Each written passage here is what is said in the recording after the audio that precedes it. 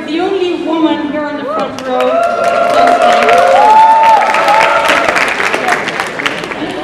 And we're here tonight to not talk only with the man here going to be on stage, but we're going to speak with all of you because this is a dialogue.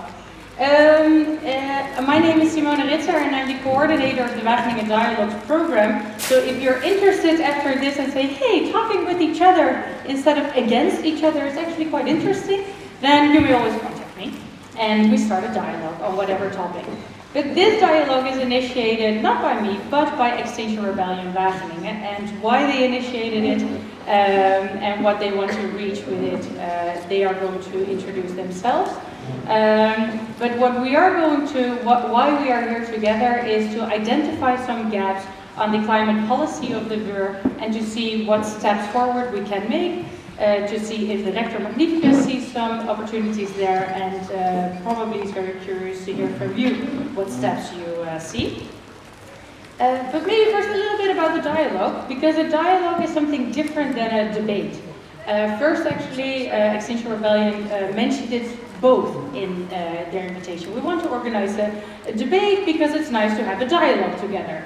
And that's interesting to think about, because a debate actually is to be opponents of each other, while a dialogue, and there's also some researchers I saw here from the social science department who even do research on dialogue. With a dialogue, every opinion is equally valued and everybody is also open to change their mind, attitude and vision. So keep that in mind when discussing this together tonight, both for the rector and the gentleman of Extinction Rebellion, but everybody here in the room.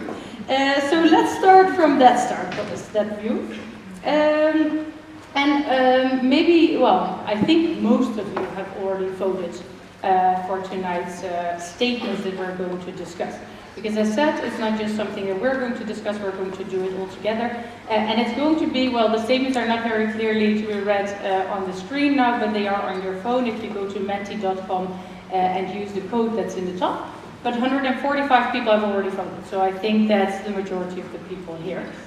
And we are going to discuss them approximately in this order. But of course the first statement is clearly the most important one, and the other ones you equally value. But I'm not going to do that here only with you, but with the three gentlemen here. So I would like to give a warm applause and a welcome to Camille and Malik from Extinction Rebellion and Professor Arthur Mol to represent the Wageningen University Research.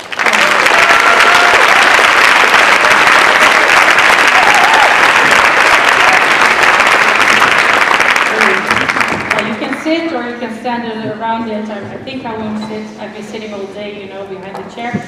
So, I would like to start actually with the guys from Extinction Rebellion, because you proposed this whole dialogue, this whole meeting here together. The first time we spoke, you said, well, we'll be with maybe around 30, 40 people. I already said, well, I think there's quite some more people interested, and you can see there are. But why? Why did you propose this? Why did you invite the rector to go on a conversation about the WUR's climate policy? Yeah, I hope this works, right? Yeah. Yes. So, first of all, thank you very much for joining. As Simone said, we didn't expect so many people to turn up, so that's very great. We, on behalf of Extinction Rebellion, would also like to thank Professor Arthur Mol for being here, for allowing us to go in dialogue with you. We really value that, so thanks also to Simon Vink for mediating. So yeah, why do we think this dialogue is important? Because as you will see later, we think that as a university community you need to talk about the issues that are there. It should not be a top-down story, but it should all be involved in what is going on here, who decides policy, etc. So in order for us to actually walk that talk, we thought, why don't we organize a dialogue to actually just sit down with the board and discuss what's going on. And I would also like to stress that although we thought it would be a debate, first of all, I'm really happy with the dialogue structure, because in the end we're all part of the same WUR, right? So it's kind of strange to go into a debate where you oppose each other. So yeah, we hope to also keep that tone. And then, what do we want to get out of it tonight? We wouldn't be Extinction Rebellion Wageningen if we would be satisfied with everything that's going on here. So that's why we exist, and we think that WUR is doing great. Don't get me wrong, there are great research projects carried out here. The WUR is already ahead of other universities in terms of footprint. But we also see that a lot of things can improve. And to kind of prompt your minds a little bit, I would like to pose some questions for you to ponder about, which are also kind of directed at Professor Arthur Mol. So first of all, how do you see your responsibility? How does the WUR see their responsibility in the climate crisis? How does the WUR foster an atmosphere of interdisciplinarity, participation, and holistic research as strategic priority? What reward mechanisms are or should be in place to stimulate societal impact of research? So that's a connection with society. How do you position yourself, so how does the WUR position itself in the discussion on controversial technologies, for example GMOs? What should be the guidelines for collaboration with the private sector? And finally, the last, let's say, 18 months, we've seen a lot of, well, climate activist groups rising up. And we'd like to know from the university, how do you plan to make use of this momentum to bring about the necessary changes towards environmental justice? So that's it for me. I'm very excited about tonight, and I hope we can make this into a nice dialogue. Thank you. Perfect.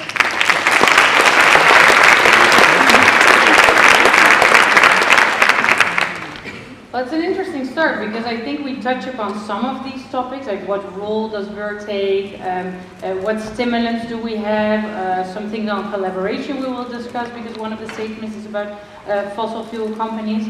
But one of them I heard on how does WUR position itself towards these societal debate questions. It's something not yet in these questions, but it is something that we could maybe discuss with you a little bit more after. So in the second part of the discussion, we will first have about 45 minutes for the discussion here on stage, and if there are some questions, please raise your hand, and when you see me looking at you and connecting, you know that the microphone will come your direction at one point, but also be aware that we will really have a discussion with everybody after 7 o'clock. Then the rector will leave, but there are some people from the university working on policy, working on climate regulations, so they're here in the room and still listening. So the rector might not be here, but there are some other colleagues of the WUR.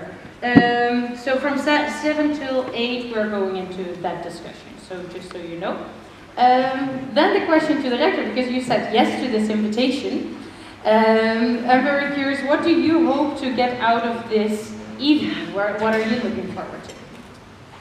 I think the best thing came already out of this evening, the fact that there are so many people interested in this topic, so I think that is a compliment for you too, and your colleagues in organizing it. I think that is really, and I would be very surprised if that was not the case, knowing our university, which is so committed to all kinds of social issues and challenges, and not the last, of course, the climate crisis, because it's so strongly there.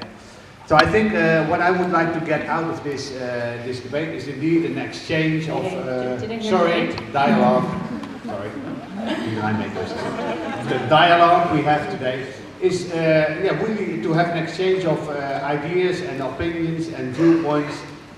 And I think I agree with you that, of course, we are doing great as a university. I think we don't have to go into that at length because we are here amongst each others and we know all the facts. But you're also correct that we can always improve.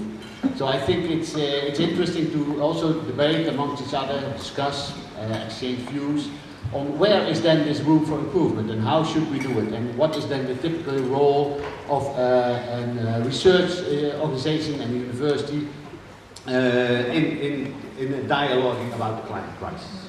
So maybe I'll stop there, because otherwise we don't have time for We that. still have 45 minutes approximately, so great. But thank you for that statement to start with. Well, as you said, I'm the only woman on stage with these three gentlemen, but we're not the only people here in the room. So I would like to ask my super assistant here at the Mentimeter to press the next question, because it's I'm just a little curious who's here with me in the room. So get your phone again with us, with you, and go to the next question, which is, are you a student or not? Because you might think that majority of you is, but not all of you.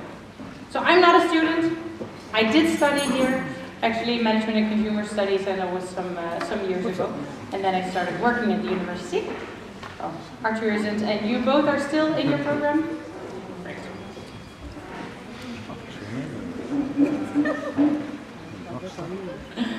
Over 150 people, at least in the 160. Wow. That's a little bit more than the 40 people that you expected at first then, right? 190. Go and vote quickly, because then we go to the next question. You can go to the next one. Because indeed, at the beginning, they expected many people to be here as a dialogue between the university and Extinction Rebellion. But I think that there's well, how many members does Extinction Rebellion count? You're not really a member-based organization, but active students, hard to tell. 100. 100. 100. And they're all here today. Well, then some of them don't count themselves as a member, but indeed, as you said, they're not all a member, they're active participants. Okay, so we're at least with over 200 participants tonight. Then, well, as already stated by Arthur, I think we can agree upon some things. So the next question, and please answer it based on human-induced. So is this happening because of us, human beings? The next question is, because as we read in the newspaper, not everybody did. So maybe sometimes we're in our Wageningen bubble thinking that everybody agrees. Get this 2%, please stand up.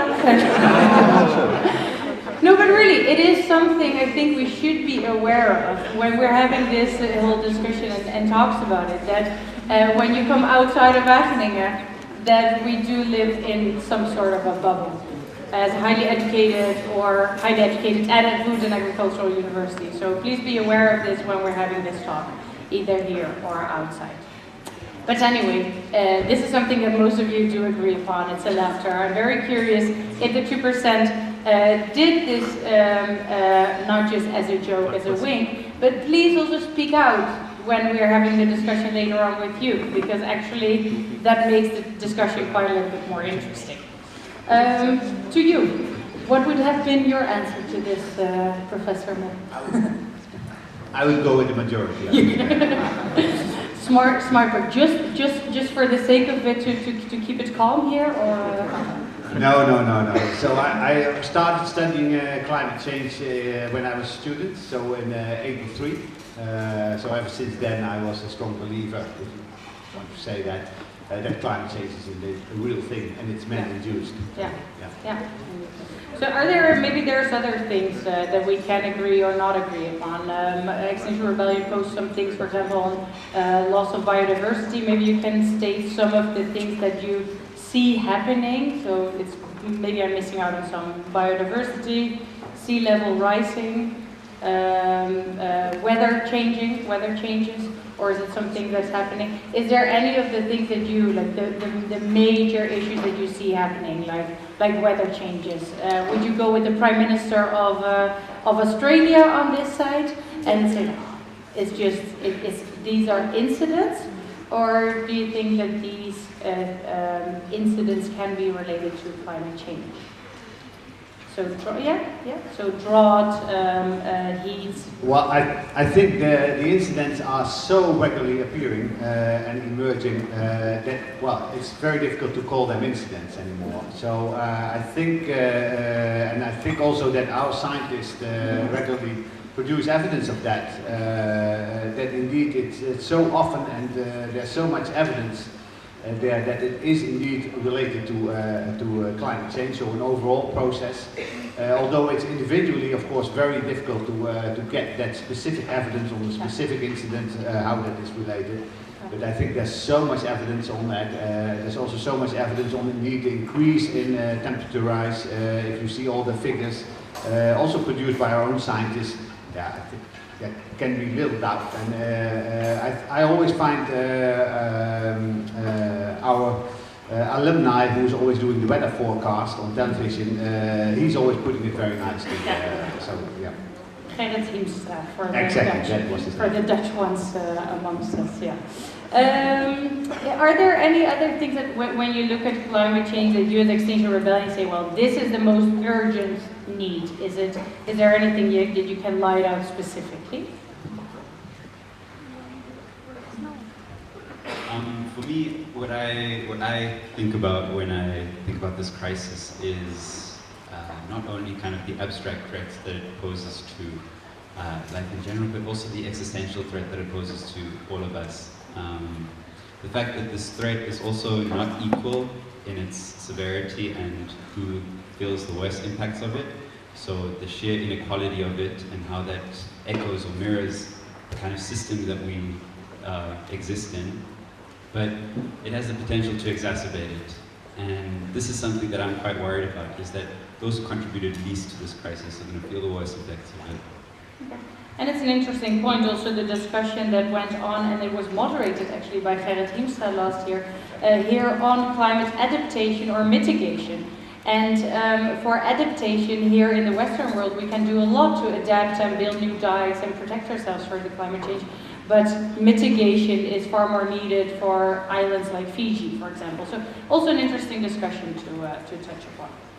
Maybe then to go to the first statement that was very clearly lit out by all of you, and I'm very curious, so these are all the statements. To the next statement is probably about one more, about communication, and there are two statements above it, below it, and I'm very curious what you think about it. So communicating about the climate crisis was said as one of the most important statements amongst you. So we should publicly declare a climate crisis, a climate emergency, as Wageningen University and Research, or the other one is communicate better about the urgency, extent and severity of the climate crisis.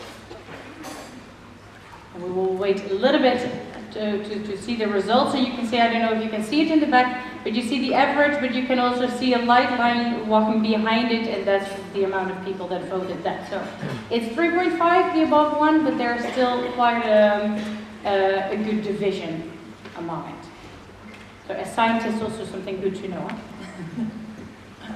And we see it going up and up and up, almost reaching the 200, and I think for the first one, well, that's one of the first demands or one of the first things that Extinction Rebellion is putting forward.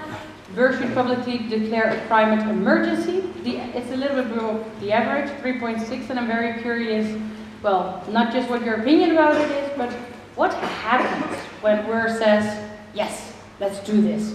What then? What does it really mean to declare a climate emergency? Right.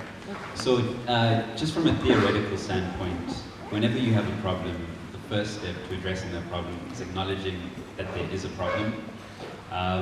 In our discussions with figures of authority, a lot of them say, okay, hollow statements, what do they mean? But what that really does is it undermines the actual effect and power of a unified message, a coherent unified message that authoritative bodies who have power and who have legitimacy to make these statements, it really undermines the power of the statements themselves. So that's the first step, is it acknowledges the crisis. What it then does is it necessitates urgent action. And a lot of times a counter-argument is proposed that this might be authoritarian in nature. But I want to make a really important point here, is that this first demand is intrinsically tied to our third, is that we don't trust the political system as it stands to make the changes necessary to get us to where we need to be. The power needs to be in the hands of individuals. That's why we call for citizen assemblies. And that's how you call it? citizens' assemblies. Citizens' assemblies. And declaring a cloud emergency is the first step in acknowledging a baseline from which we understand this crisis and its extent and severity. And that's followed by people taking the initiative to actually deal with it. Without it, you don't really get anywhere because people don't really feel what's at stake here. Okay. So it's about two things. It's about acknowledging the fact can be put in place. Is that correct? So acknowledging the fact and facilitating great big changes. Was this also your viewpoint of indeed an emergency, calling out an emergency? Is that what you expected by it? Maybe first react a little bit on the proposition. As WUR, I think you should understand what our role is and what type of organization we are. We are, of course, a research and education organization, which has a legitimacy to do research on all kinds of social and natural phenomena, and try to get evidence on that, what's happening, and communicate that to the outside world on that. And of course also train young people to get better knowledge on that.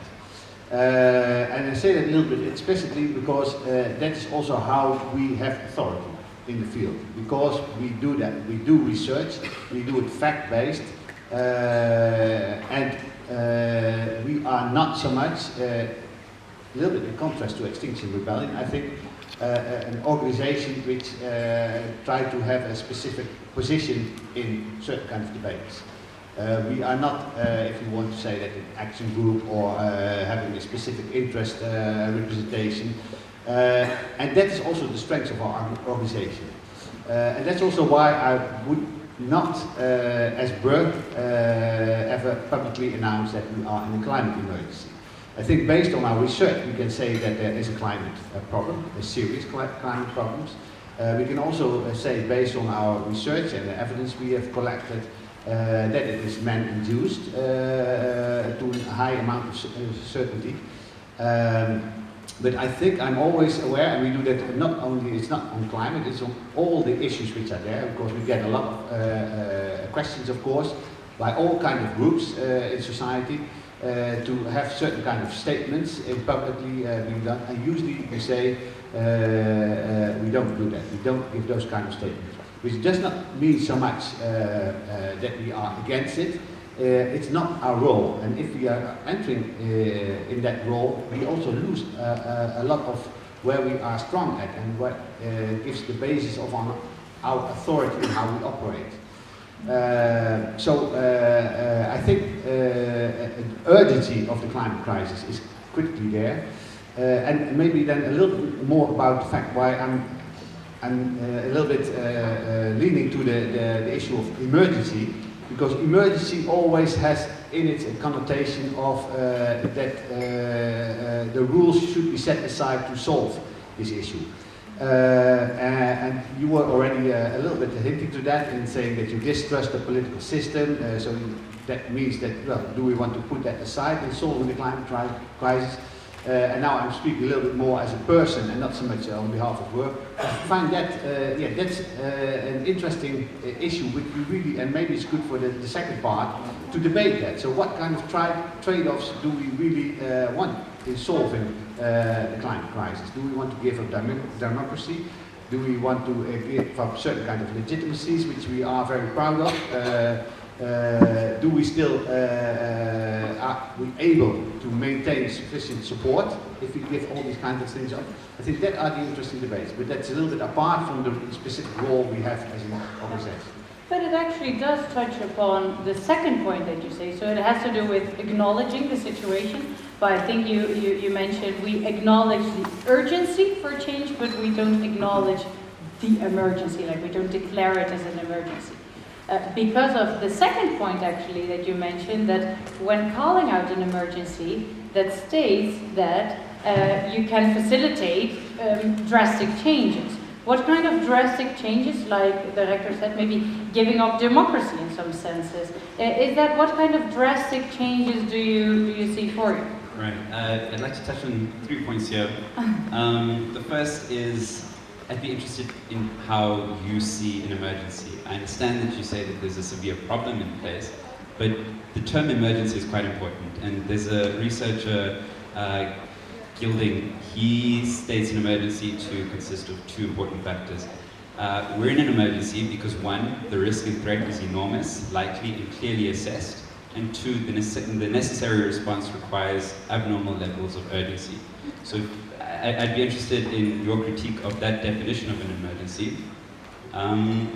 So the second part was it needs abnormal. The necessary response requires abnormal level of urgency.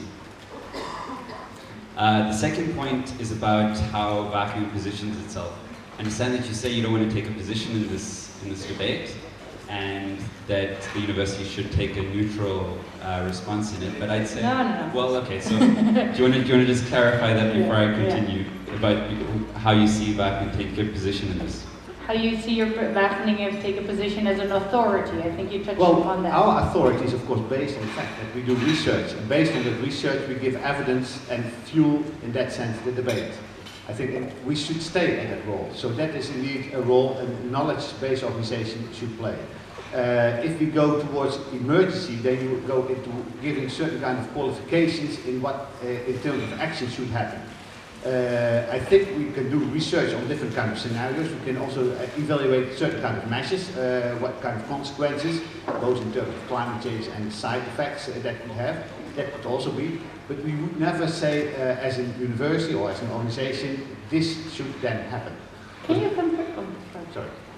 No, can you compare it to other kind of societal issues like the CRISPR-Cas debate that's going on? There, the university is not publicly declaring that that it will save the world, but it does say what changes it can bring about, or what the impact could be. Is it comparable to other kinds of these discussions that are more, because climate change is maybe because we saw the 99% agreeing upon the fact that there is climate change, but it is not such a societal ethical debate maybe? Is it comparable to ethical debates? Well, it's a little bit different, but of course there are also ethical aspects on the climate change, as you said. So inequalities are emerging also there. And basically it's more or less the same type of reaction I would give. So we would also not publicly announce as a university we are in favor of, for instance, gene editing. So basically what we do is we do research on gene editing. We try to do research on what are the pros and cons, what are the side effects, what are the risks involved, etc. There are of course individuals within the organizations which have certain kind of visions on that, and they also are free to ventilate and to debate that and in a dialogue. But to take a step and a standpoint as an organization, that is one step too far. Because also then as an organization your authority gets lost. And I want to really maintain that, because that's also the nature of our strength. So we are a powerful organization, if you want to say that. So because we do independent research, and if we come up with evidence, people know that's from an independent source, and that gives a lot more power than if you are already going in a certain kind of direction. So in response to that, I'd just like to set two precedents that have been set before. First is the fact that there were professors who were part of the last IPCC report, the special report, who wrote for that, and have been at events where they've said we believe we're in a climate emergency. The second one is part of an SDG accord. So global universities and colleges around the world got together. There was a letter written by 6 professors from Wageningen who were part of that. 273 universities agreed that we were in a climate emergency and agreed to sign a letter stating that. There was one university from the Netherlands that was part of it, it was Twente. Wageningen was conspicuously absent from that. Now, if you stand behind the evidence that your professors put out, why then is it so controversial to make a statement, which I agree with you, is political in nature, to declare a climate emergency? But we can't pretend that not making a statement is an apolitical act. That's a political act in itself, deciding not to make a statement, right? And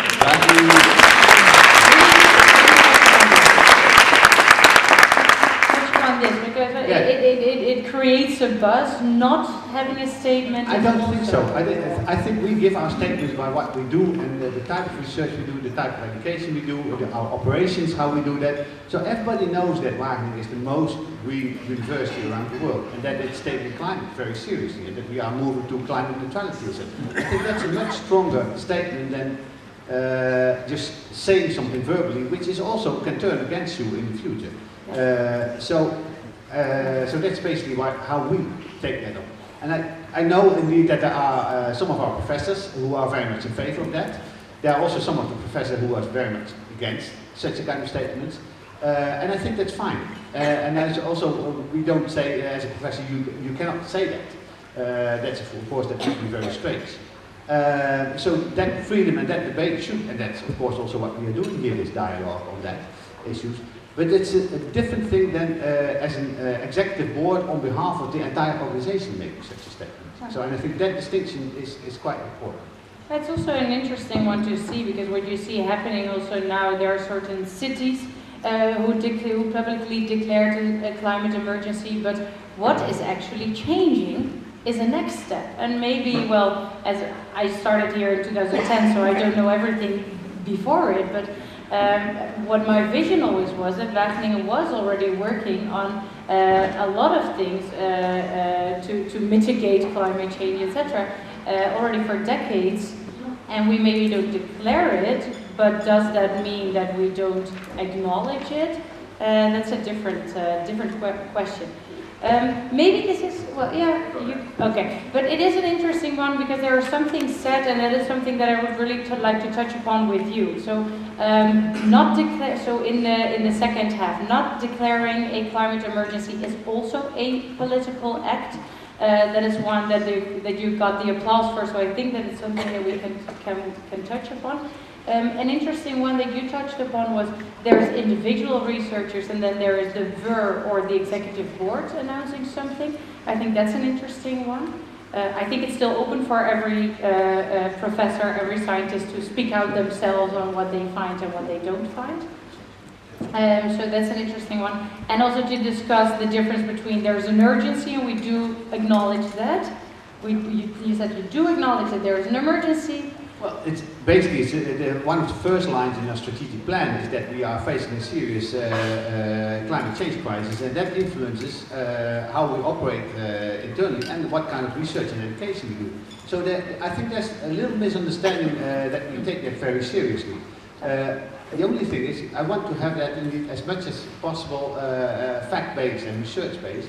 Because once we have said that and declared that we are a climate emergency, then all our future research will be, by the opponents, will be said, yeah, they already declared that climate emergency, so is there still a neutral research behind it? So it gives you a much more difficult position as an authority based on evidence. So to say.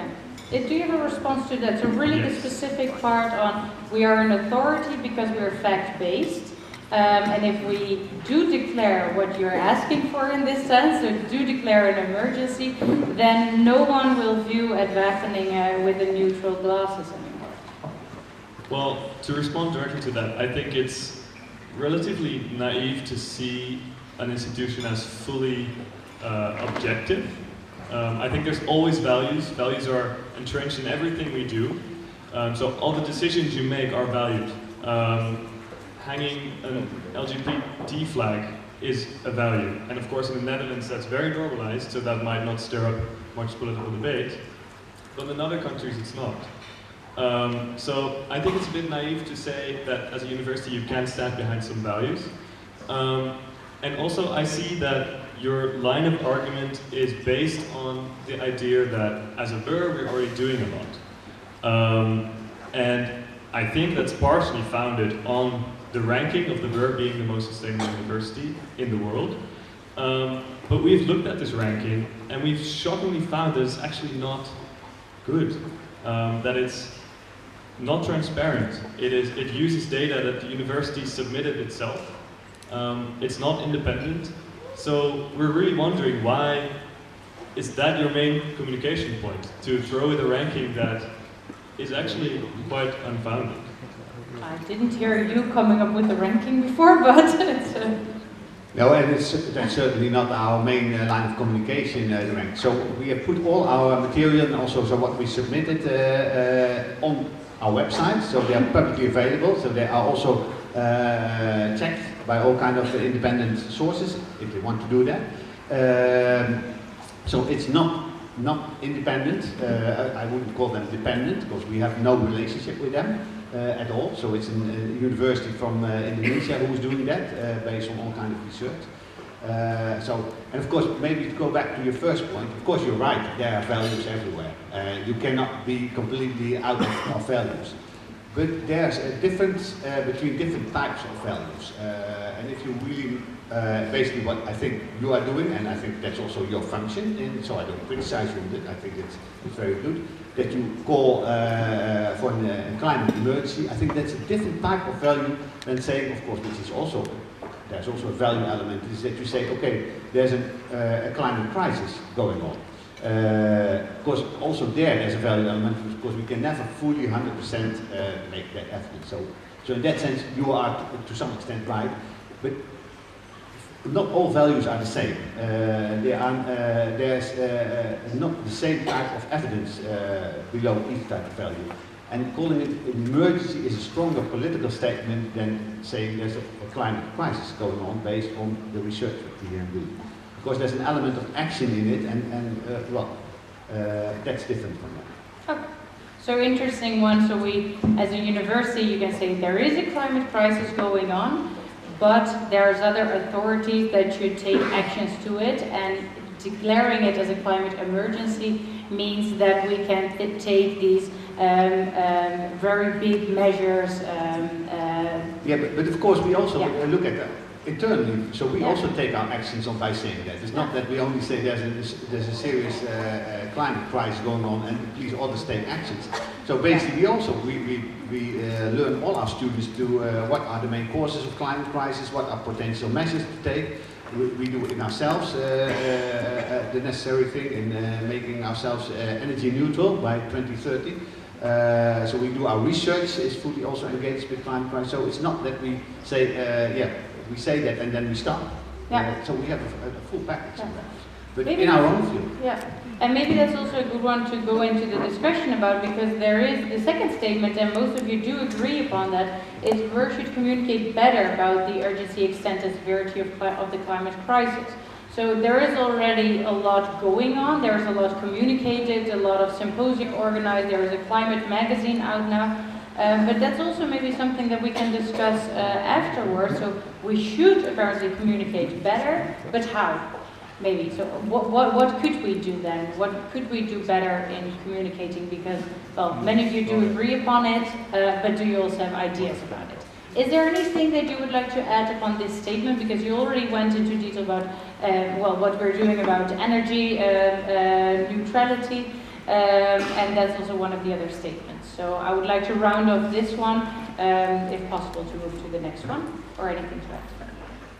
Yeah, so for me personally, studying at this university, it doesn't feel like this is being treated as a very important and priority issue at this university. And I was quite surprised, because I thought, where else can I find that? I wouldn't know where else in the world to go to find a place where they actually prioritize this issue, see it as multidimensional, all aspects social and technological, and they adequately address it, discuss it, and I would like to just, see some of it every day, because I think it's that important. So that is the main point about discussion, or about internal communication.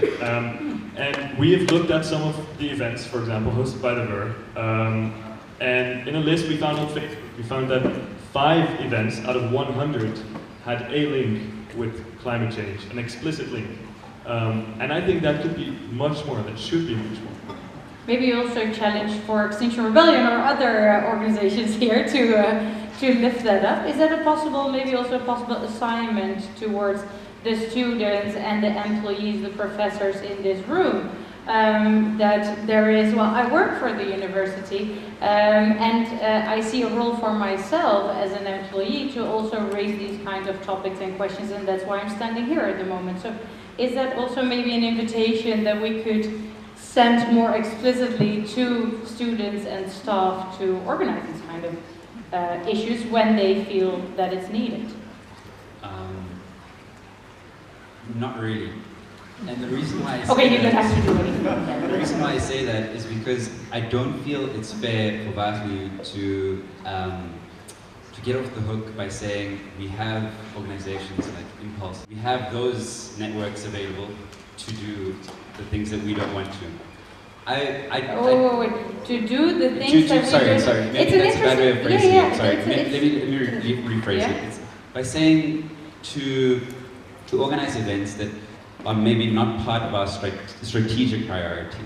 It's an I'd like to interesting see- one actually, because as a person, I would like to respond to it, because I, for example, have conversations with people from Studium Generale, from Stichting RIL, from otherwise, and actually these foundations or stichtingen are funded by the university because they think that these critical students should shine light upon things that we as a university are kind of blind for sometimes. So actually, and that's maybe also what Arthur is saying, it's quite interesting that all these kind of organizations are embraced and funded even sometimes by the university to look critically at our own university. So what is it that you mean these are things that the university doesn't want to do? Well, okay, so I retract that, saying that they don't want to do it.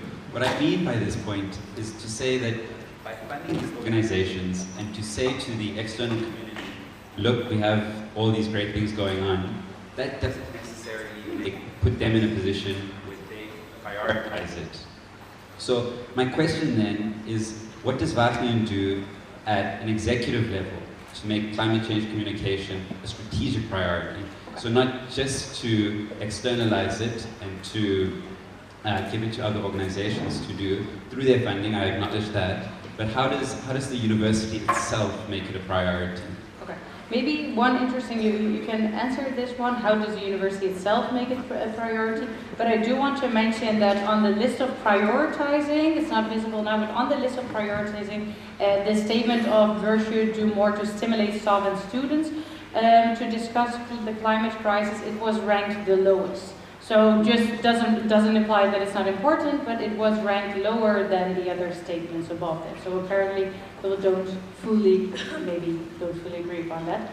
I would like to ask you for a response. Well, basically I think that we are, I don't agree with yours, I think we are doing a lot, also on the executive level on climate change.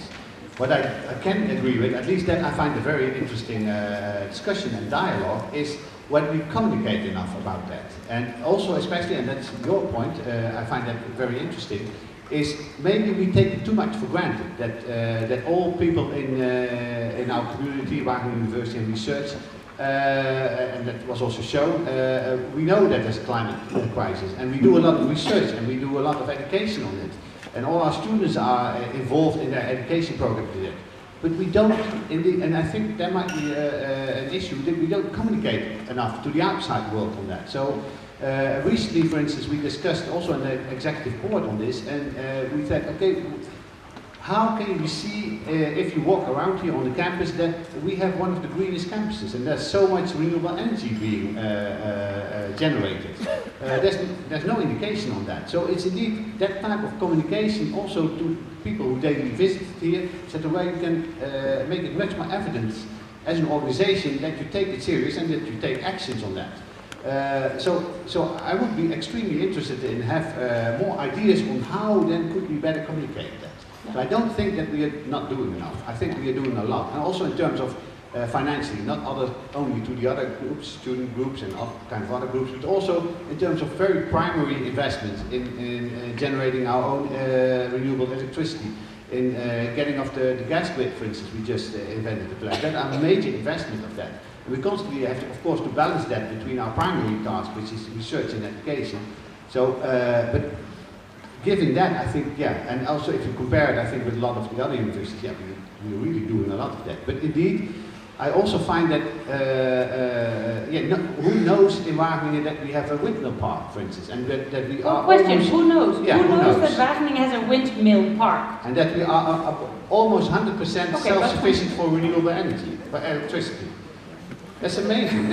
I don't know much of the other universities, but we don't communicate that. So at that point, I really find very useful. Yes.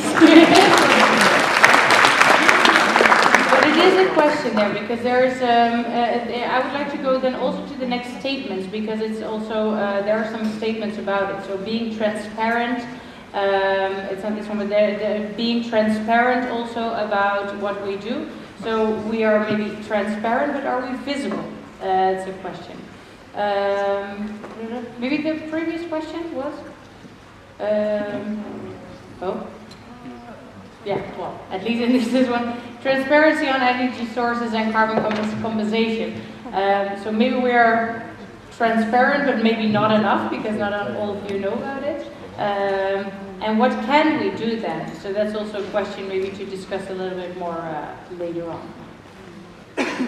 You would like to respond? Yes. Yes. So we're talking about transparency, Okay. right? Yeah. Perfect.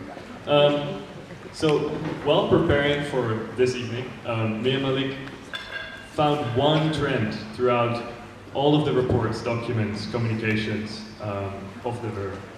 And that was basically that the WUR treats the climate crisis as something that is very technological and that can be fixed with technology. We wholeheartedly disagree with that. So, perfect. Energy neutrality is great, but we see the climate crisis as something reaching much farther, reaching much wider.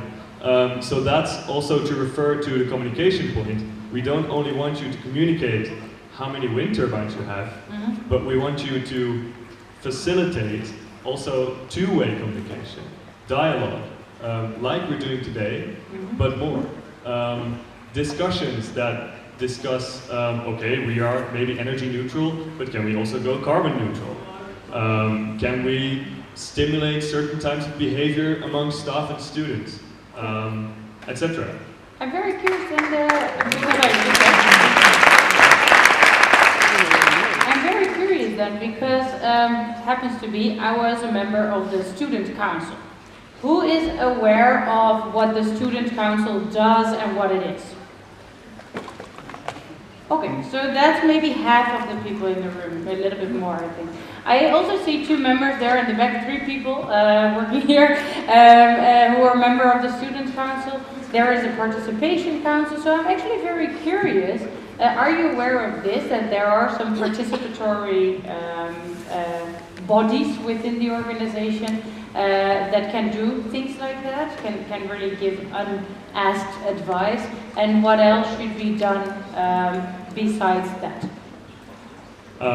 Yes, we are fully aware of this. However, we also see, and that is what Extinction Rebellion, the message that Extinction Rebellion tries to bring forward, is that we see the traditional way of democracy, let it be in a country or in a university, where we have councils and a board or a cabinet or whatever. We see that as old-fashioned and not adequate to deal with the crisis we are in. Institutions are changing, as you showed with these different examples. And my question would be, what does it take to make the Wageningen University to take this brave step as well? Because it's definitely not the role of the university so far, but it can change. And I think this is also what the Climate Emergency Declaration does. It is a statement that the role of the university in society is and should change. Okay. I fell off a bike some days ago, so I cannot clap very properly. So I think this is a very good one to just keep the conversation going all the time. Yeah, I think to counter the argument of the rector that he was saying, okay, it's not democratic to do such thing, we can say that the example of the dikes around the Netherlands that stop us from drowning, actually those investments are also not democratically decided all the time. It's just important because otherwise we drown, because otherwise the Netherlands is like full of water. So you can always counter this argument of democracy by saying that the dikes are also not left up to the politicians. It's not that we each 4 years vote for keeping the dikes or not. those investments are there because it's important. So I think that could be a good comparison. Okay. Just raise your hand. I'm not going to be in between because it's a conversation amongst you as well, and I keep writing as well. But just throw the microphone also towards each other. And especially if you don't agree with what someone's saying, be clear on this and then this. So, because it is interesting to hear different opinions. But if you just do this, it's not very visible on the other side of the room. Yeah. Actually, I just want to say that we do vote in the Netherlands also on water boards, so that we do have some kind of active participation, at least in how that is, those decisions are being made. And I think in general, maybe you don't, like the democratic processes, they can increase. I kind of lost my point, sorry.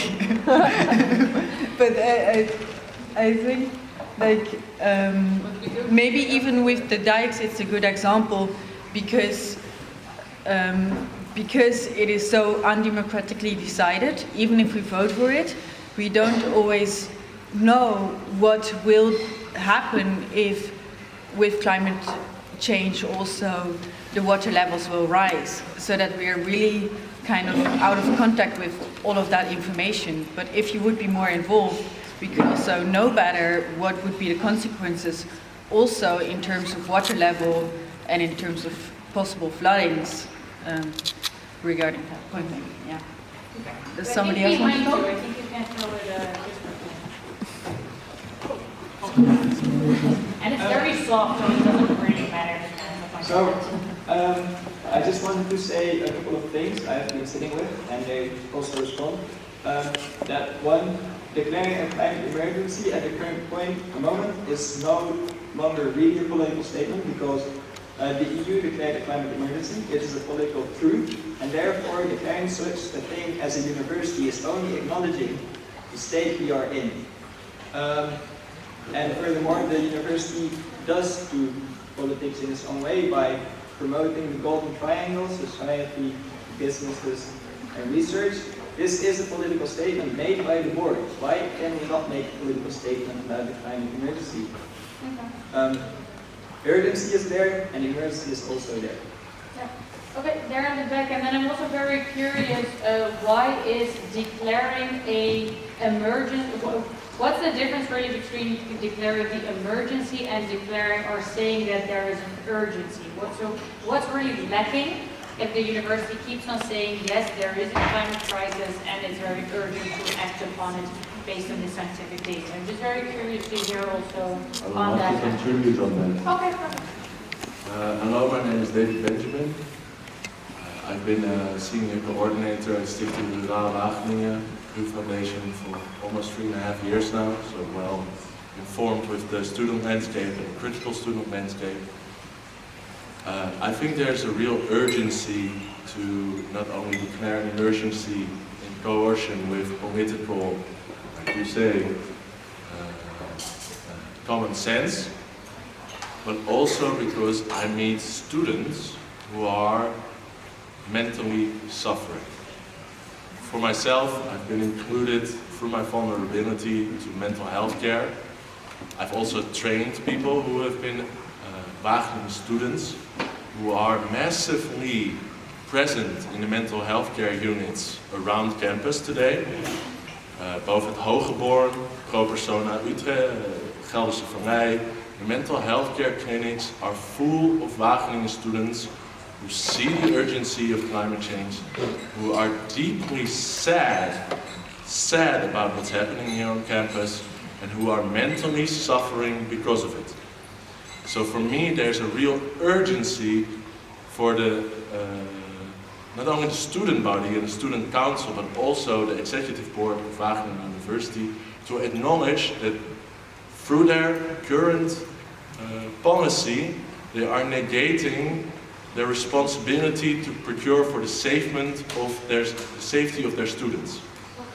So, if you want to talk urgency, one argument is that people are suffering because of the negation of urgency through the executive board that's present today.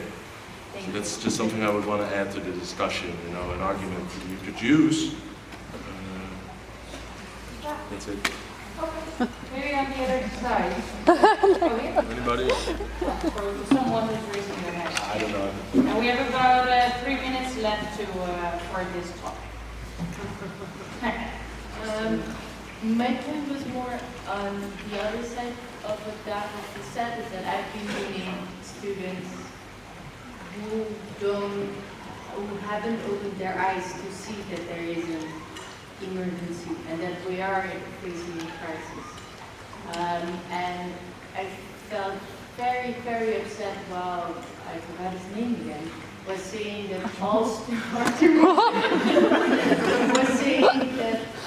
students here get educated in the climate crisis and in the environmental situation we are, because we are not.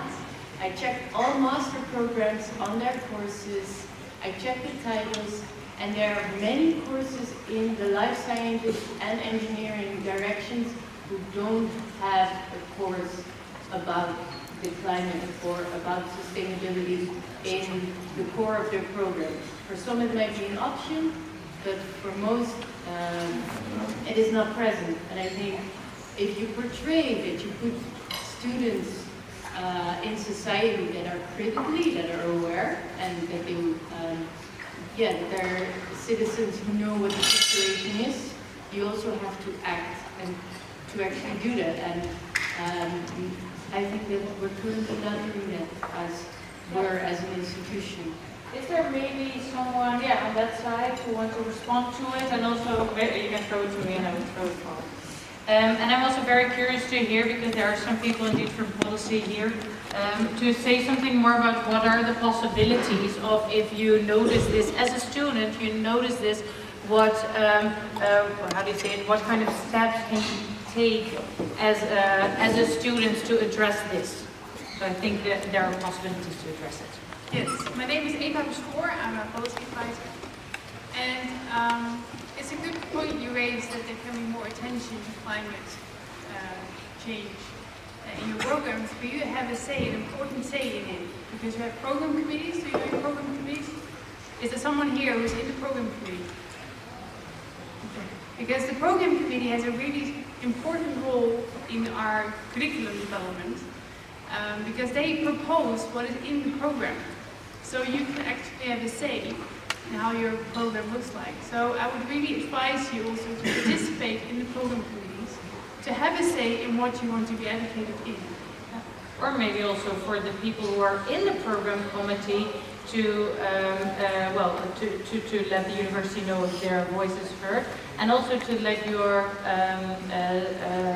colleague students know. You can throw it here, or give it to your neighbor, and then give it to your neighbor, and then I will go to throw it to someone who's in one of the program committees. Yeah. Thank you. My name is Sibren. Hello. I don't usually speak to large crowds, so this is really new. I was in the student council last year. I've been in the board of education between September and December. And before that, I have been part of my own program committee at my program, which is food technology, or at the time was the Dutch name. And what I noticed over the years, and it's also contributing to Eva, is that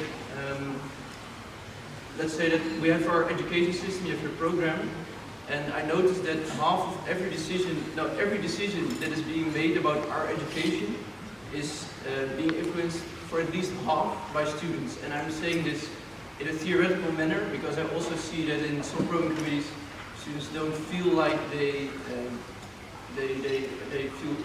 In some program committees, not every student feels free enough to speak up or to say, I want more climate based courses in my program, even though that half the program committee exists from students, half of the board of education exists of students, and half of professors. And I think we should not underestimate our own voice and how strong our voice already is within the organization. And then regarding the student council, I've heard some statements here tonight which hurt me a little bit, because I know how hard we fought last year to get input on many matters.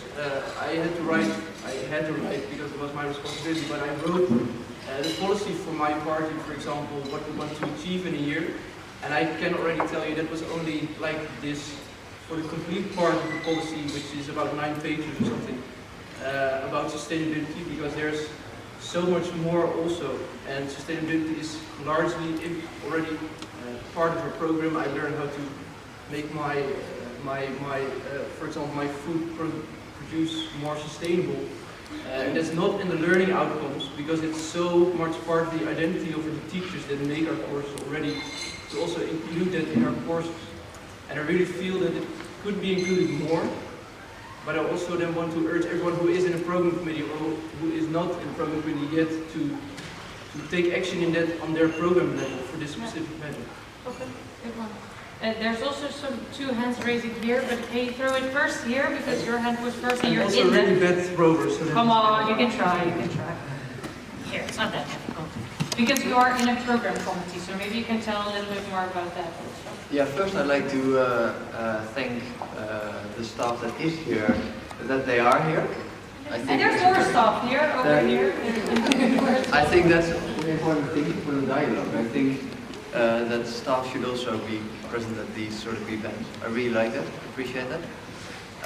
But then, the program committees, what I noticed is that within the program committees there is a lot of, there's two things going on. There's a lag in the system and it's all quite bureaucratic, which makes it hard to get it really moving in a certain way, because you have to convince a lot of people.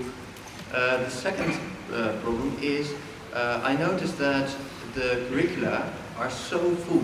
We try to learn students so many things also come down from the national entities that the government of the Netherlands has, and in which it emphasizes, for instance, things like job security and those sort of issues, which have to be included into the programs, which also puts more and more stress on the program. So there is, what I noticed, there's no space in the compact 5 years that it's pushed in, which through all study loan system and so on, it's pushed in those 5 years, that there is simply, it's so hard to create that space. It seems like it's possible to get these green courses in, but it's really hard in reality, I think. That's also maybe for the people who read the, for people who read the report on responsibility of the WUR. One of the things is we have to improve more, so we have to teach the PhD students more on ethical aspects, responsibility, and have them have more dialogue with society. Which of course I would be very much in favor of it, but it also means that it is not an extra thing that should be added, but it has to delete other things that are already in the program, because you cannot just keep on extending demands towards your students, both bachelor, master, and PhD students.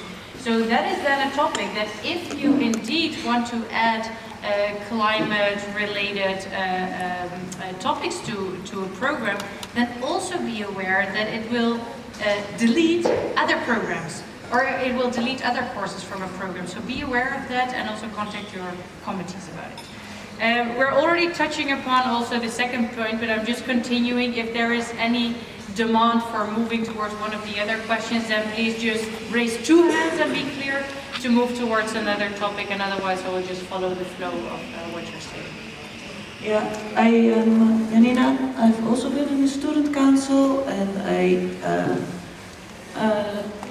I'm really, and I've also been quite involved in the program committees when I was with that, and I really agree with the point that was made on the left side, that there is really a lack of student participation through the participation opportunities that are there. When I was in the council, I also struggled with the fact that when you are in such a representative body, it's really difficult for people to come and talk to you. And so this is, I think, from one side my critique, but I also have a critique from the other side, which is within the current structures that a university is innovating its education now, I think we are still reinforcing the same paradigms within the same studies, because we always have the same professors that have the same backgrounds, that have been within that study for a long time, within the program committees, and then not very experienced students that are also shaped within those studies, so their whole perspective of the world and their amount of being critical is shaped within that same bubble.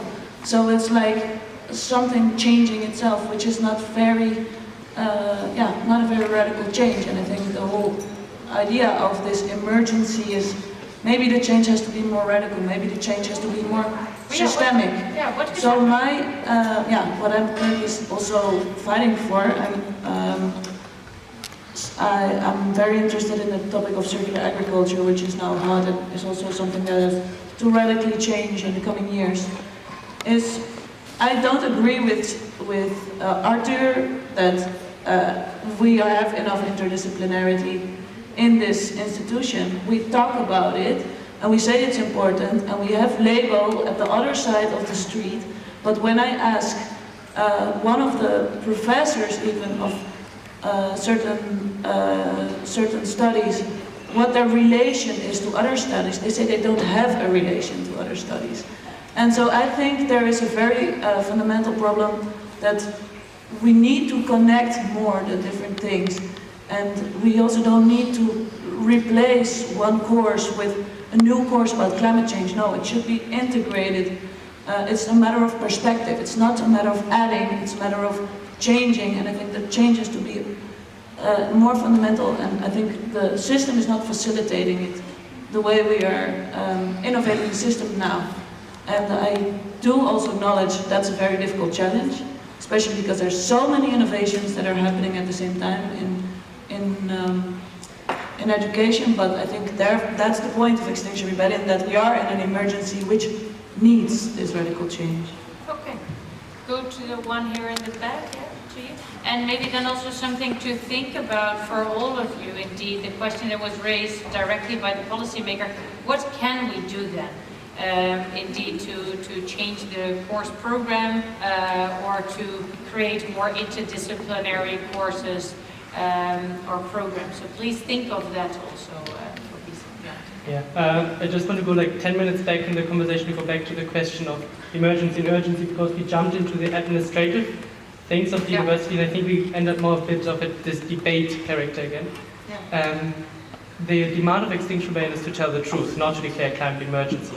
Of course, the whole discussion that we're having now became super technical and also even philosophical, urgency, emergency, blah, blah, blah.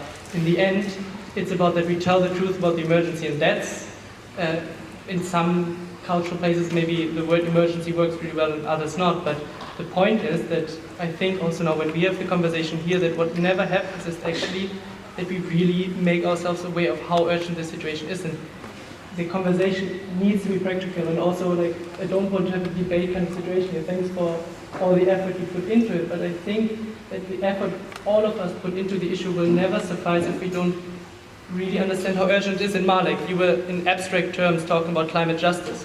The story that always gets me when you talk about Cape Town and you stood in the line and Cape Town ran out of water last year. And not just Cape Town, but the 5th biggest city of India. And this is happening right now. And I know we've all heard these stories, but I think unless we connect to these issues emotionally, and this is what the first demand is about, the climate emergency, we will never get that like to anywhere. And this is, I think, what needs to happen. This is what is meant with the climate emergency. And this will also help the people who are mentally suffering, if people also show, like in executive positions, that they are taking this issue serious, and also that they show that this is affecting them, because otherwise we're just talking about reports that are far away. It's an interesting one. Many handshakes also for me. That it is, and that's maybe also something to go back to when, because emergency feels like a very, as the rector said, it's a very political statement. But there's a difference indeed that it's more about telling the truth about climate change instead of just saying, putting a label really on it and saying it's... The label does help because it's very hard to tell the truth about something very complex. Okay. And words of course matter, and he already used the word climate crisis that he wouldn't have used probably 1.5 years back when the discourse was very different, but it was very much pushed in society. Climate crisis is normalized. but there must be agents who push the discourse, and this could be Wageningen. Yeah, and I think it could be Extinction Rebellion. I think you are putting it, like pushing it towards different directions. Benjamin in the back, and then sorry. Maybe for the sake of time, let's say about 10 more minutes for a discussion in this way, and then we're really I also have to go to another meeting with Clemens after this, so sorry for me leaving after this comment. I would like to give some practical advices of how to deal with this in a sustainable way. One, I think Arthur Mol is right when he says, as a university, as a whole, we need to remain scientific and not declare anything so rigid as a climate emergency. For, I don't know, the prospering of science. It's science through impact, or impact through science. Keep our scientific values high. So don't do it. Two, there are, of course, there's the uniform message of the university, you know, the executive board saying something, but there's also the body of students and employees and professors underneath. I would strongly advise the student council to put out a survey to all employees and students addressing these questions with good, you know, multiple answers. So you can, as a university, supply graphs, you know, this much of our body thinks there's a climate emergency and these are the reasons why, and this much of our body doesn't think it's a good idea to do that, and these are the reasons why. Then you communicate effectively and scientifically, and the whole sort of political issue is redundant. The last thing I will share, and I will talk directly to you, Luc, of the resource. We have a communication department here at the university, and it's very strong. It promotes top-down and tries to inform lots of people, but it's a very strong communication and brand mechanism going on. Through my experience here, both in employees, from like assistants to emeritus professors to students, there is a big presence of fear. Fear about communicating anything other than the communicative department of the university. It is very strict. There's cameras everywhere. There is Unilever here present that we can't talk about or film. There's a sort of Chinese state monopoly on the communication of WUR going on. And it is deeply, unconsciously present in students and employees. So for me, it would be very important that the executive board also, because there's amounts of health problems here on campus, mental health problems that are just expanding and not being addressed by the campus psychologists because they're part of the same problem. And it is fear to speak your truth, your personal truth. So I would just say, in the coming dialogues and also the dialogues that are coming up, people really need more safety in expressing what they really feel. And I think that's something I would say to the executive board, give people safety of expression. And then I need to go, I'm sorry. Yeah. But thank you. I would like to respond very shortly before you and leave. the survey. Because, yeah, but no, very just a short response, and then the microphone goes to you in the back, you already here. Saying about more dialogues and on these topics, I already mentioned it before, there will be a series in March on collaborating with the private sector. So there will be a dialogue series on it, and also Unilever asked, okay, we would like to have a conversation about what barriers you see about it. So first we have an internal dialogue with students and staff only, and then we will move towards that step to talk with them also and with other companies. So if you have thoughts on that, also don't hesitate to reach out to me. And then the other one, I work at the communication department actually. There are cameras on campus, but I don't feel very bothered about them, but I do get your point. I know a lot of people have told me that yes, when they I know and the whole topic of fear is not something I experience, for example, working at the communication department, but there's also fear sometimes between PhD students and their professors, or different levels in hierarchy. of course, so that is definitely a topic that the university is also touching upon. If you have any thoughts about that, then please let's continue that conversation. Think about it more. Awesome. Yeah? Can I also say something? Because I'm also a member of program committee. I'm sitting here. Hi. I'm sorry. Okay, so I think what he was addressing is fear, and I think what you also experienced probably tonight is fear of what you say, because you kind of have a authority by being a meditator between what the name is, between people. So it is something that exists, and I think we put that fear aside when we say that there is climate emergency, or we at least like that embrace it, so that we all feel like we're in that together. And we set aside the bureaucracy and we say, okay, we're in a real problem here, we're not ignoring it anymore, and we're taking concrete measures to mitigate the climate crisis. And that's not what's happening in the program committee. The way it's functioning now is that I am a member, so I know how things work.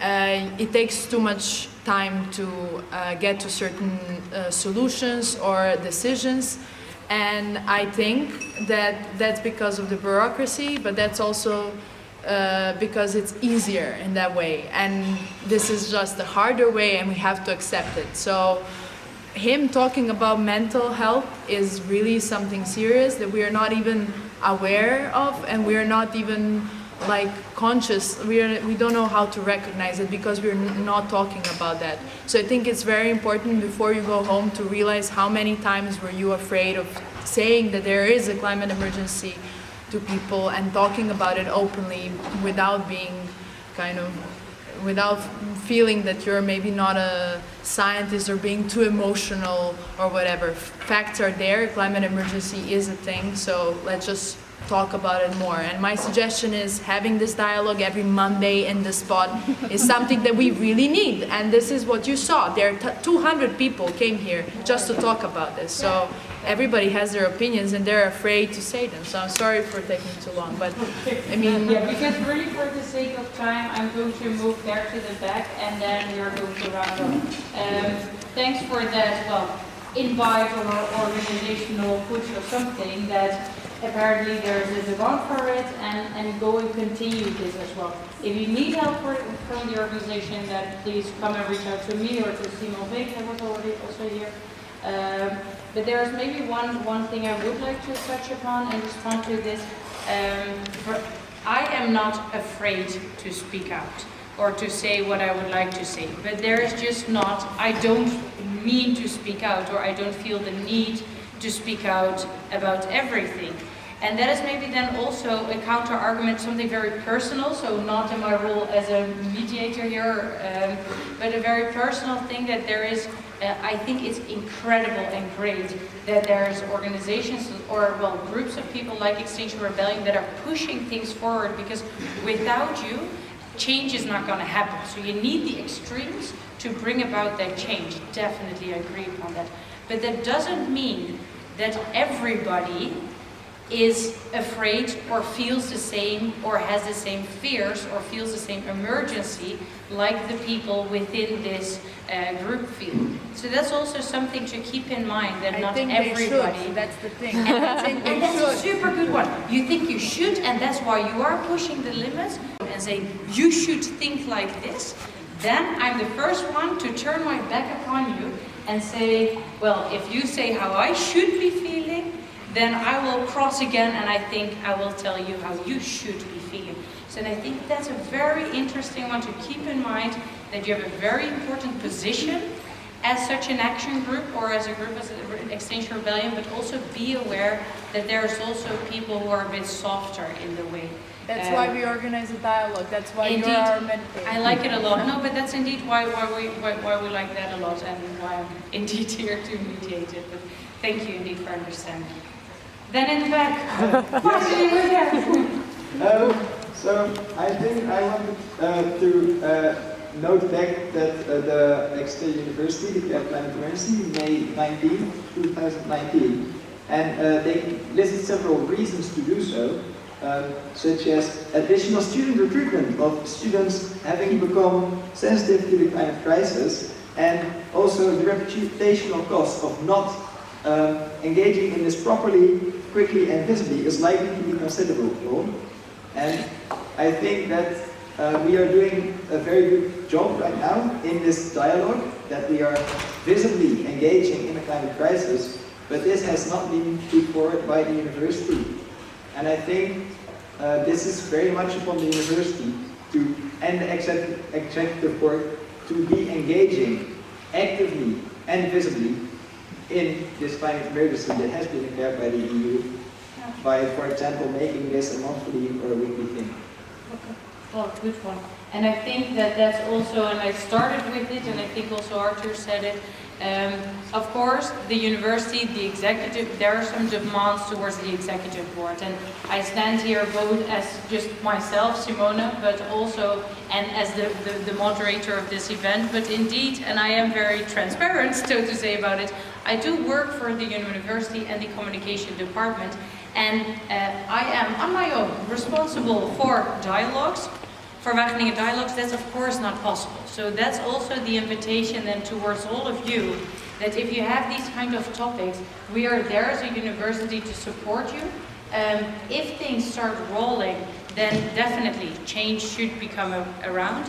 But there is always a start. It always starts with individuals or a group of individuals uniting, and that starts the change. So I think that you really showed how some individuals united towards Extinction Rebellion, that Extinction Rebellion brings about this amount of people together on this topic, already shows what you can approach bottom up and then start to pull from the top. So please continue doing that. If there is any support needed, my name is Simone Ritzer. Join us. What? Join us. Join you, yeah, then I can join every other group as well, and there is no free time anymore, but definitely. Please continue to reach out to us, and let's see how we can get everybody together on this. If there is anything more specifically you want to dive into, do not hesitate to either approach me or the people from Extinction Rebellion, or to start these kind of events more on a regular basis, for example, because, well, that's maybe easier to start with if you're as a group. I think Camille's going to show something.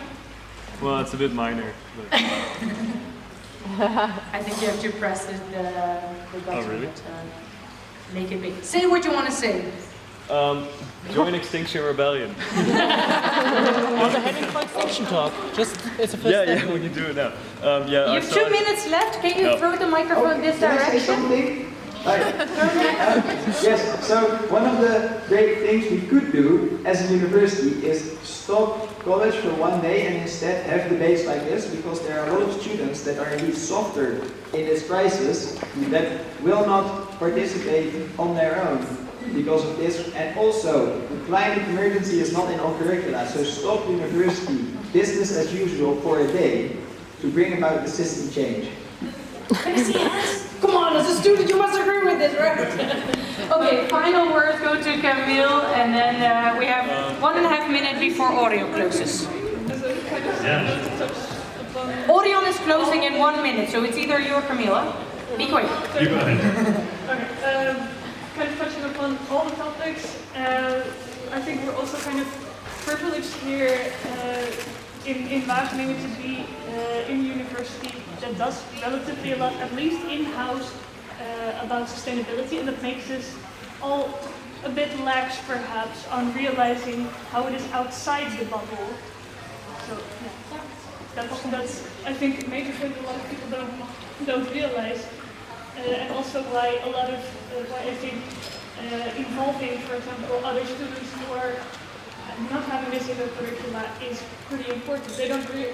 People don't realize often how little attention there can be outside the classroom.